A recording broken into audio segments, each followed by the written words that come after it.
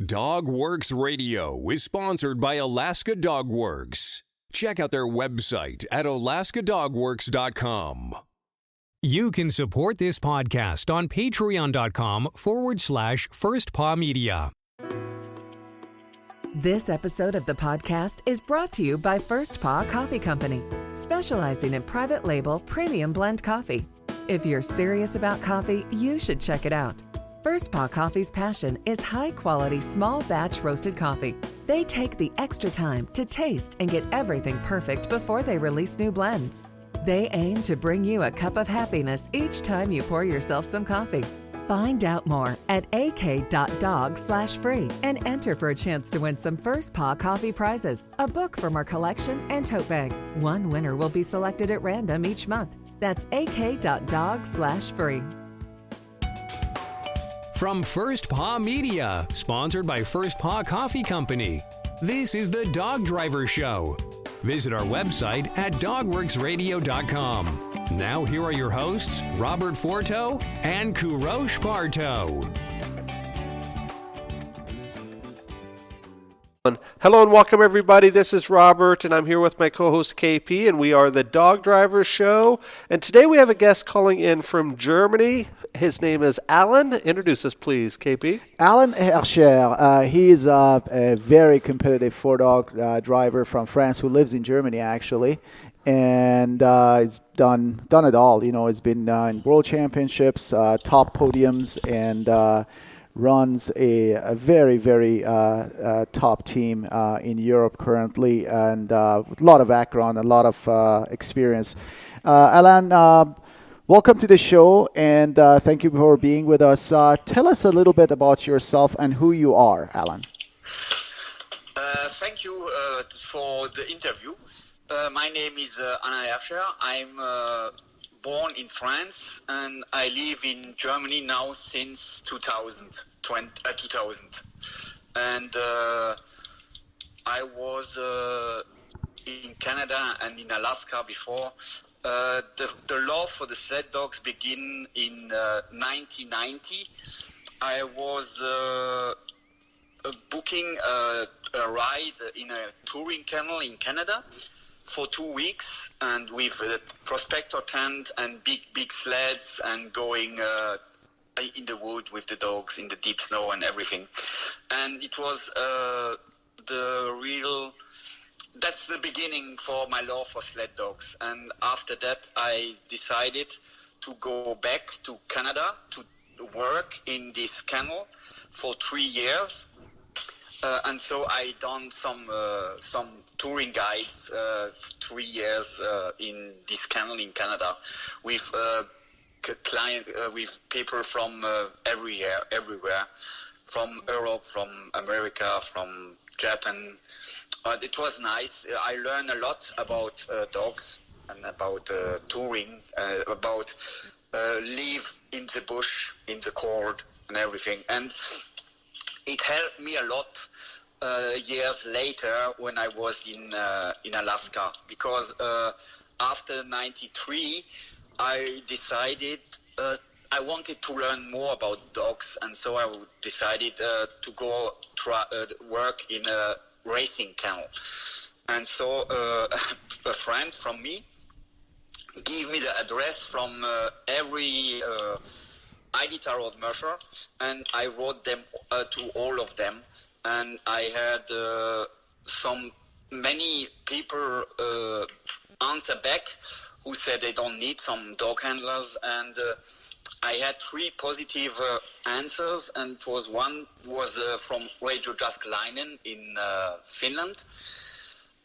One was from Terry Atkins, I think in Minnesota, I think he lives, and one was Susan Butcher in Alaska.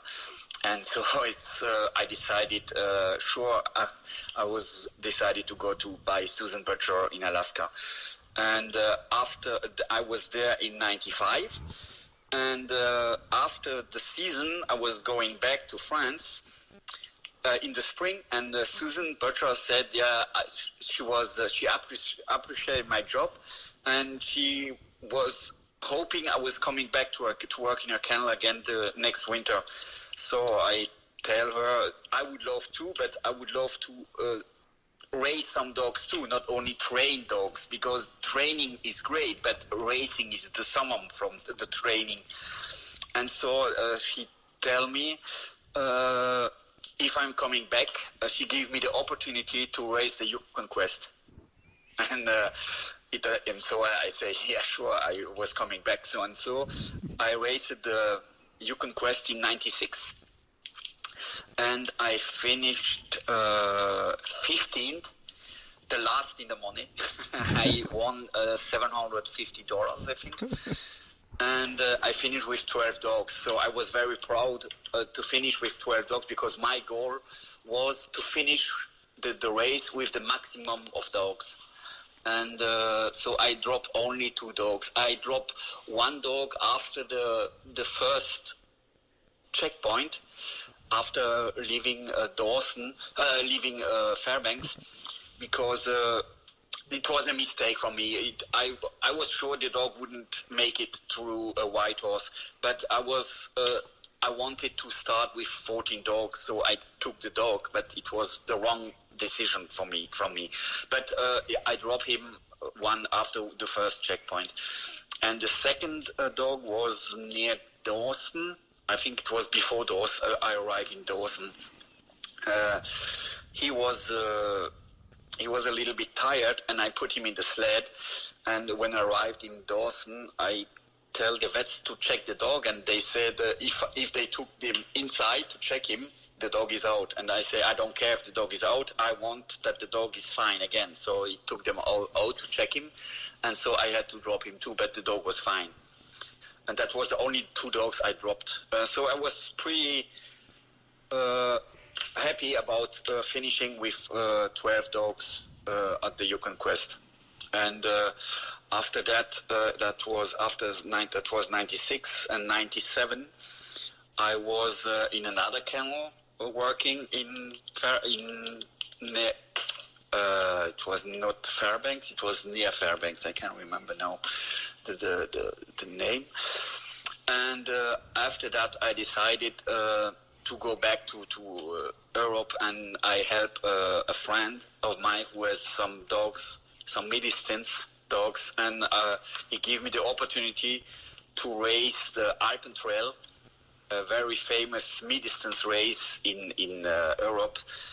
And I started the Alpen Trail in 99 in the 8-dog category, and I finished 3rd. And that was very good, a very good thing too. And then I learned, I meet a German wife in Finland in a training camp, and I meet her, and now I'm with her, and we are married. And that's why I'm living in Germany now. And she had some German short-hair pointers, and it was brand new for me. The sprint races, everything was new for me. I had no experience in sprint racing, and so I learned everything. And 2011, I finished 2nd at the World Championship in Norway on the Holmenkollen in the Mastart. And 2012, I finished 1st in France, in Les Fours, at the European Championship. And I had some other races. I was good in the top 3. For example, World Championship 2015 in Germany, in Dortmund, I had the 3rd place in 4-dog sprint.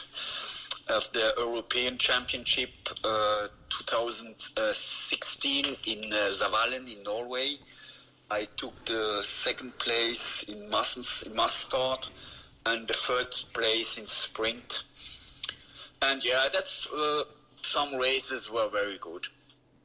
I won't tell yet every races, but there was some. Yeah, one of the reasons I wanted to interview Alan was because his background is so different than a lot of the sprint mushers we have, Robert. I think him and Thomas Werner, they are the only one that we've interviewed that I know of who's done like serious distance like ID Trot or Yukon Quest or Finmont Slopet and sprint.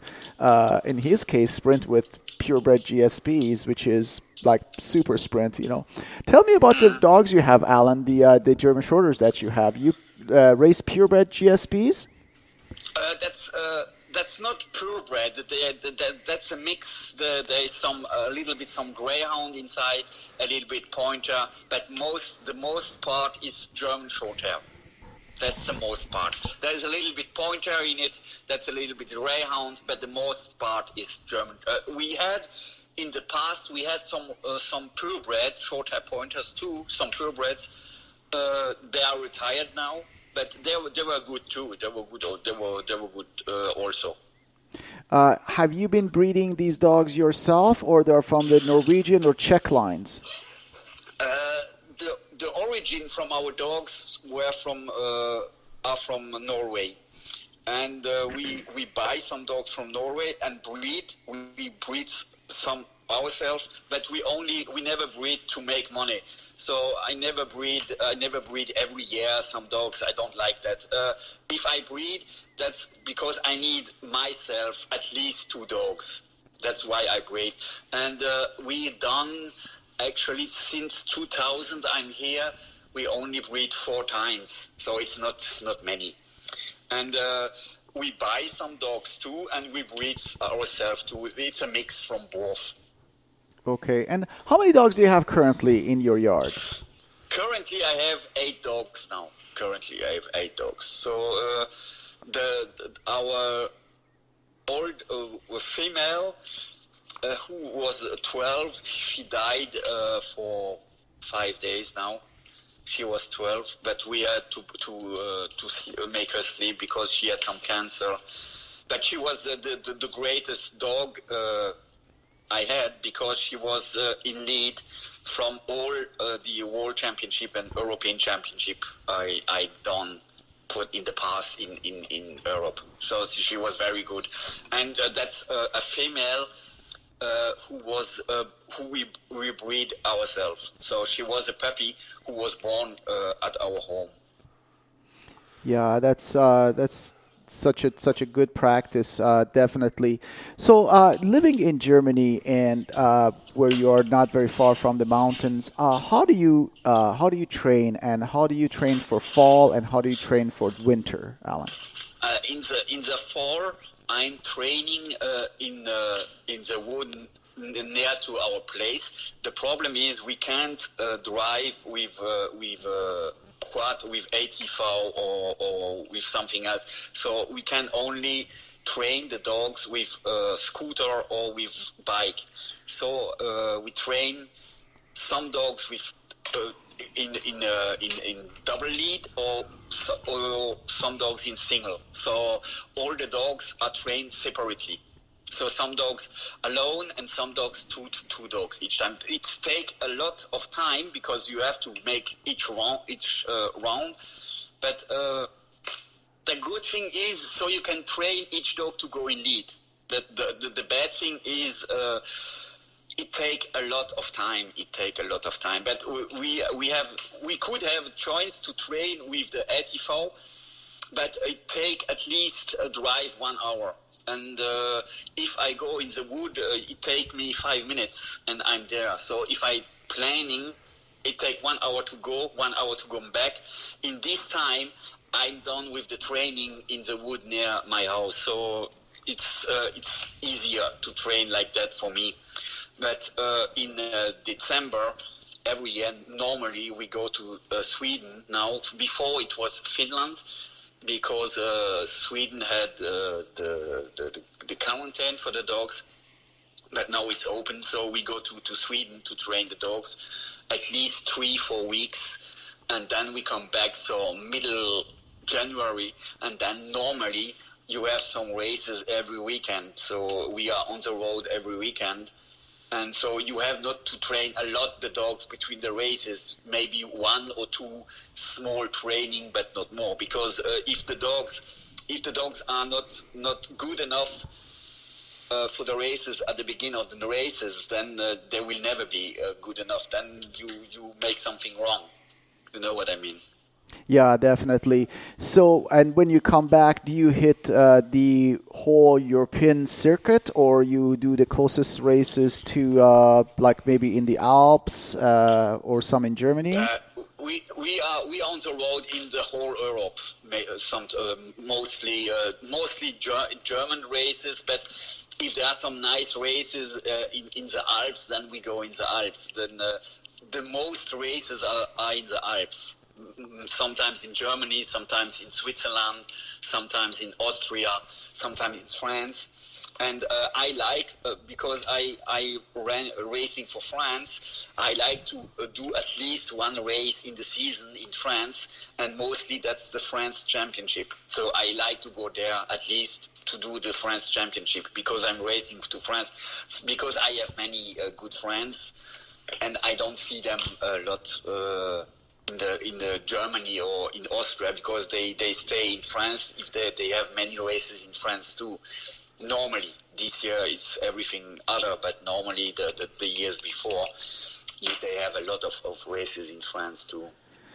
Yeah, as you know, I raced and lived in France for many years. And what are the races you are doing in France usually? Are the races still the same? Le Four, Besson, all of those? Or Yes, Les Fours, Besson, races like that. fantastic. And some very good race. I was racing 1 year. That was the Valgo. That was a sprint race on 1 week, and that was so great. And I hope that the organization will put a race like that again in France. It was very great feeling, great.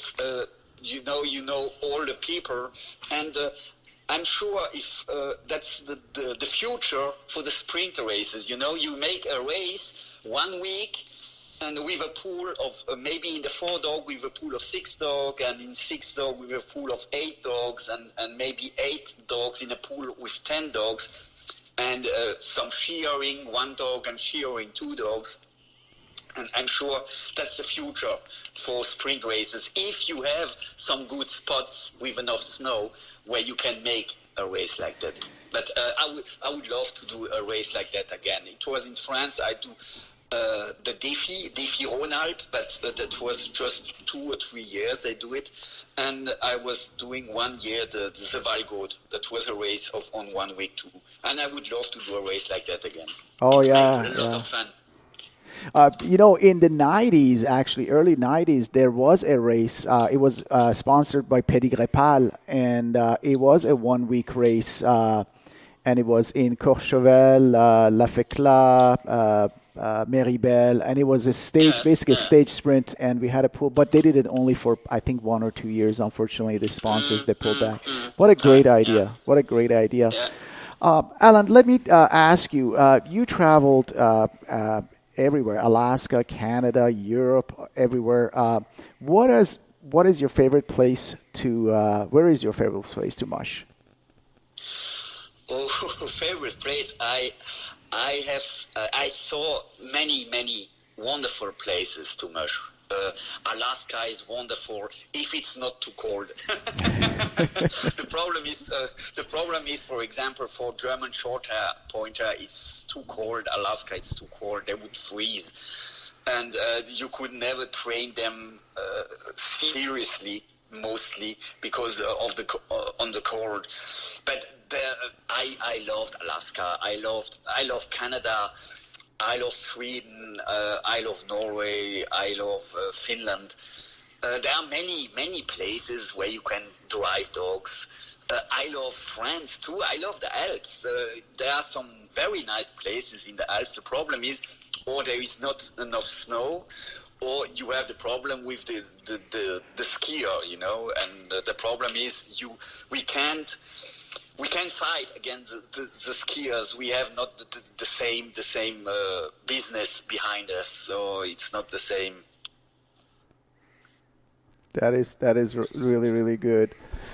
You know, KP, sitting here listening to Alan, it reminded me of something that Larry King once said. You know, Larry King just passed away. He said he never learned anything by talking. and listening to Alan, we don't have to learn anything. We just listen. Listen, yes. We're listening. I enjoy listening. Yes. To him. So, Alan, I have a couple of questions for you about some things you said. You said you got started in 1990, so a long time ago. Yes. Yeah, I started about the same time KP did in the mid 90s. And my first question is, what have you seen the biggest change in all of these years?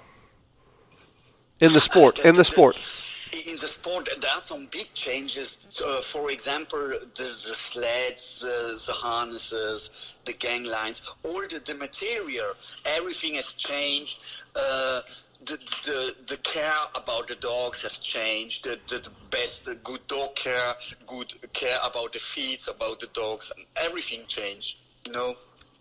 And I remember when I was driving the Quest in '96, we had some fleece booties, you know.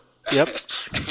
and now when you see the booties they make, they have double or 3 or 4 times they waist longer, you know, as fleece booties and everything. And yeah, everything changes, and the dogs, the nutrition about the dogs changed.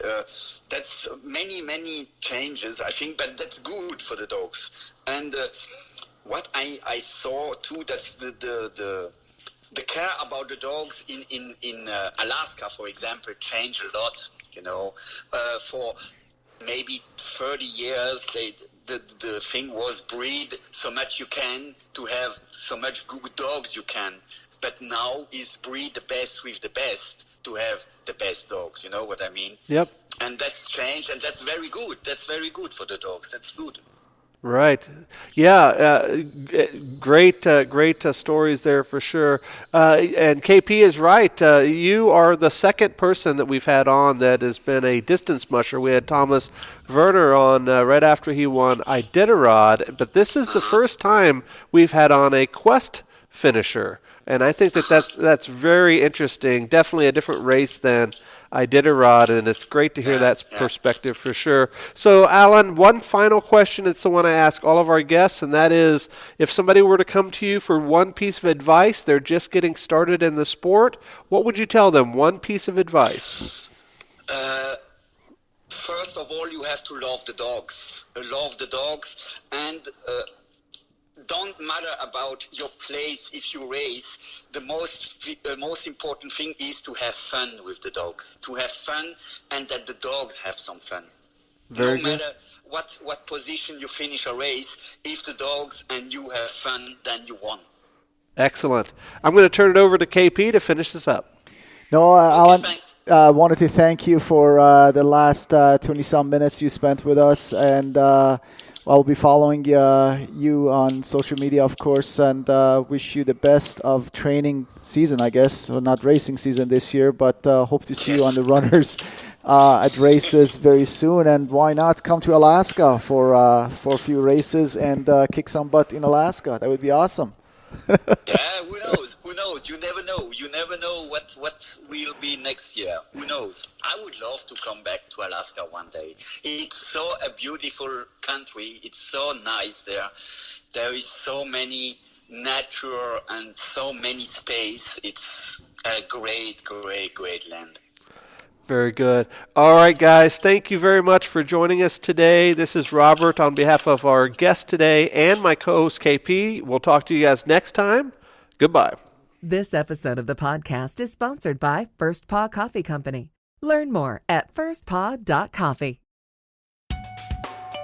From First Paw Media, this is the Dog Driver Show.